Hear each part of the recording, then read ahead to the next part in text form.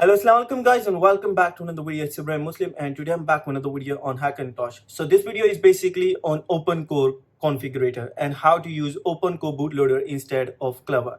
So I took a really long time to move to OpenCore because I was persistent that Clover configurator is far more versatile and easy to use than OpenCore. But with time period, OpenCore is getting much better and more user friendly.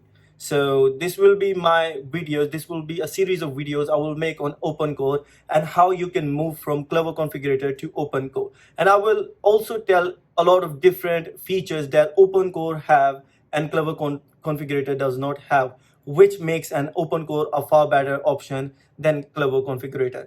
Even though Clover configurator is moving forward as well, but it's still going to be it's going to stay backward in future. It will not be that compatible, that featureful if compared with OpenCore in the future. So I will prefer all you guys to start learning OpenCore, start moving towards OpenCore if you still want to use the latest Mac OS softwares. So right now I am on Catalina 10.15.6, but I have also installed Big Sur 11.0. So Big Sur is running with OpenCore, but due to the compatibility issues and a lot of different software issues, so I have to definitely use Catalina to run all the demonstration and how to install OpenCore and use different features of OpenCore. So in this video, I will explain you why we are going to use OpenCore instead of Clover bootloader. OpenCore is way more advanced and have far more control on the BIOS, on the UEFI, and is far more interlinked with the macOS itself. It uses the NVRAM as the boot parameters. It directly attaches the boot arguments into the NVRAM. It helps to boot system more clean than Clover configurator. It is far more neater than Clover configurator. It gives deep instructions to the macOS as well as to the motherboard for a better compatibility. OpenCore is also more stable than Clover bootloader, even though I didn't have any serious issue with Clover configurator in the past, but still OpenCore is going to be more reliable. It also provides better sleep options and better or faster boot up, and it is more customizable. Also, one bad thing in Clover configurator is it's very system specific. You have to do everything for a specific system, and you cannot just use one EFI onto another system with same chipset. It's literally not going to work. You have to dive deep, you have to manage stuff, you have to write special SSDT patches and DSTT patches for a specific system, and then it will run far smoother, far more compatible, but it has to be more user specific.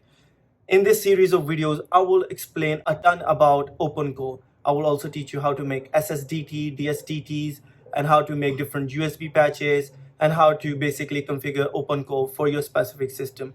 I will also provide different OpenCore configurations for different systems, ready-made and other, on my Patreon channel, and I will also add some of them in the description below for you all guys. So that was a deep introduction on this video series. Now we'll show you OpenCore configurator on the left and Clover configurator on the right, and we will compare the basic features and basic different aspects of these both configurator. And I will also add link to the different bootloaders you can download right now of OpenCore and Clover configurator. So let's go to the video and let's see what are the main differences between OpenCore and Clover configurator. Okay, so this is OpenCore and this is Clover configurator. I have a config.plst file which first we will open on OpenCore. This one was written on OpenCore, so this config will not work on Clover configurator. So we'll just open empty Clover configurator, and I think this one is so this is a random config on Clover configurator, and this one is basically of OpenCore. So in ACPI, we have ACPI section on both of these configurators. And you can see if you go to the OpenCore, it literally does not look anywhere close to what is available on Clover configurator. And this is because Clover configurator allows you to patch a lot of different stuff for a lot of different systems. But on the other end, OpenCore basically use the AML, or you can say SSDT patch for different aspects. It does not use built-in properties to patch, but it basically use hardcore code written, and this thing provides far more better compatibility and feature set than what is available here or here.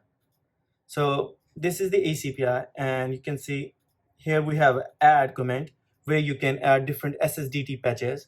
SSDT patches can also be added on Clover Configurator, and you can find this right here. Sorted order is the order of AMLs which will run if you add them in the Clover Configurator config. So let's open, for example. So on the left we have our OpenCore EFI, which looks like this. It's just a folder. And on the other hand, I have a fully functional Clover Configurator EFI for my system. So basically, these both EFI are for the same system, but one is for OpenCore and the other is the Clover bootloader. So you can see the Clover bootloader uses the emulated nvram.plst, which is not loaded from the motherboard, but it is just artificially created by the Clover Configurator to patch the data into the Clover Configurator and macOS.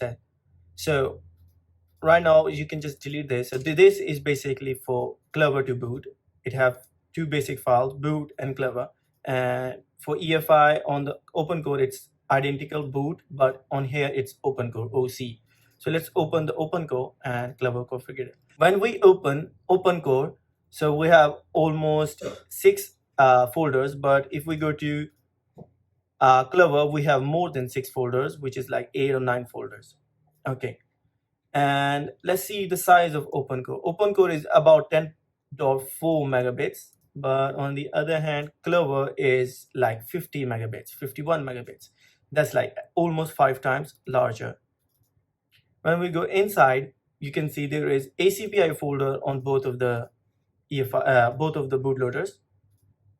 And if you open the ACPI, let me do one more thing. Let's do this. Okay. Now, let me increase the size as well.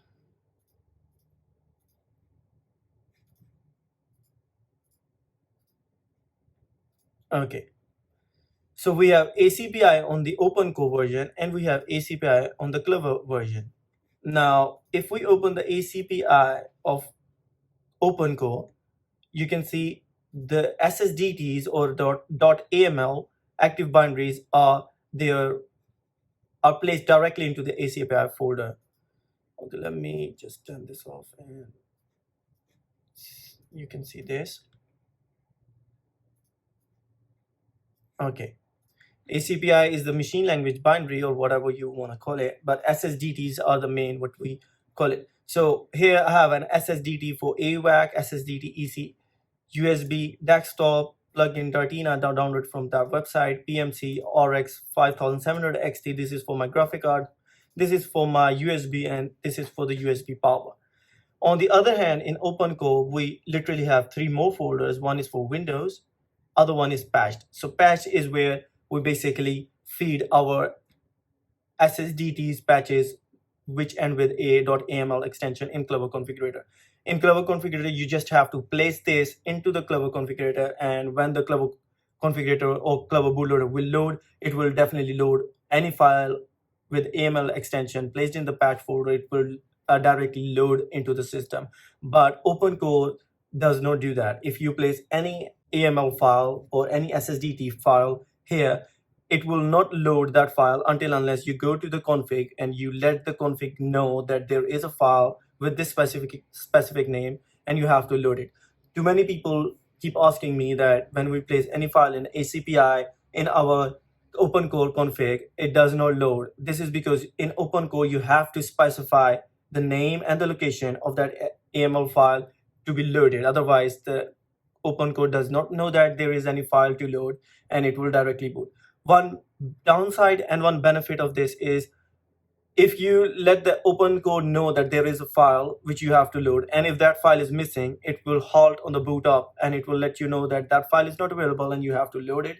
But on the downside is that you always have to mention the file. If you change any name or if you add any new file, you have to enter the name of that file into the config.plst. Okay, so this was the first main big thing. Then we have doc in here, which is just documentation, which is basically available for the OpenCore, but it's placed outside the bootloader, not inside the bootloader, avoiding any extra sizes.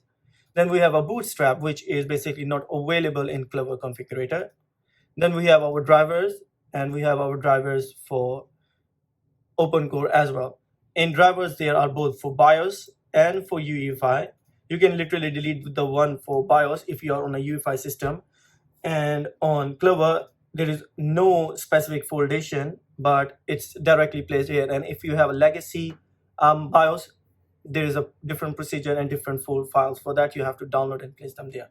So we are on UEFI, and you can see that there are a lot of different drivers which are loaded here and do a lot of different stuff. These one are kind of less important, but all the other ones are more important. But here, look at OpenCore. OpenCore does not require most of the drivers which were required by Clover Configurator. You can see audio DXC is basically same, which can be avoided if you don't want any sound on the boot up. This can be easily deleted without any side effect. Then we have HFS Plus. This is very important if you want to boot into an HFS file system. Then we have NVMe Express drivers, which are important if you have Haswell or older version of motherboard and you want to load the NVMe drivers for your OpenCore or for Clover Configurator. This one is available in both of them. This one is very important. And we have one very important and the main driver on OpenCore, which is Openruntime Efi, which combines a lot of different drivers from Clover Configurator into one single file. It includes data hub DXE. It also includes the values for EMU variable. It also avoids OS X offshoot fixed memory and OS X low memory fixed driver. And it also have the SMC helper, which is for virtual SMC, which is embedded into the Open runtime.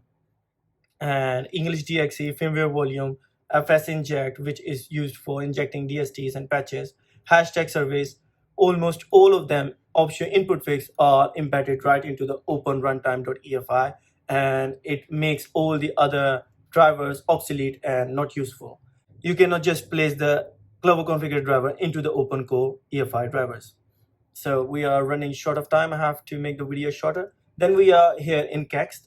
Kext are almost same for both bootloaders, but there are few Kext which will only work on OpenCore but not on Clover Configurator and vice versa. So in our Kext folder here, you can see it supports 10.18, 9, 10. We have different segments in Clover Bootloader. Clover Bootloader use folders for organization and making stuff neat, but on the other end, OpenCore does not use any folder or that kind of management system. In Clover Configurator, you can see I have a lot of different Kext. 5 of them is basically for the fake SMC and different driver loadation. Then we have fake PCID and fake PCID.xhcm. Codec commander for making the audio boot after the sleep, and Apple ALC, Lilu, USB inject, and whatever green. On the other hand, in OpenCore, we only use Apple, Lilu, Kext, NVMe, SMC. These two basically do all the work these 5 do, and this is not required in OpenCore. We have USB inject, which is also preferred not to use in OpenCore, and there is a USB map in .kext, which is an advanced USB management system, but I have not done it yet, so I will be basically making a video on that as well. Then we have virtual SMC, which is basically a substitute for fake SMC, and we have whatever green, which we already have in our OpenCore or Clover bootloader. Then we have our main file opencore.efi, and in our Clover configurator, we have our Clover x64.efi. So both of these do the same work. They let the bootloader, they are the basic booting file for the Mac OS X, and they contain all the core files and folders. And this is what the version of Clover configurator increases every time with aspect of few other things. Then we have resources in our OpenCore, and resources is basically if you want to use a GUI and OpenCore, you have to add different files here. And themes is what we use in Clover configurator. We don't have OEM or ROM and miscellaneous in OpenCore, but we have a lot of these folders in Clover configurator.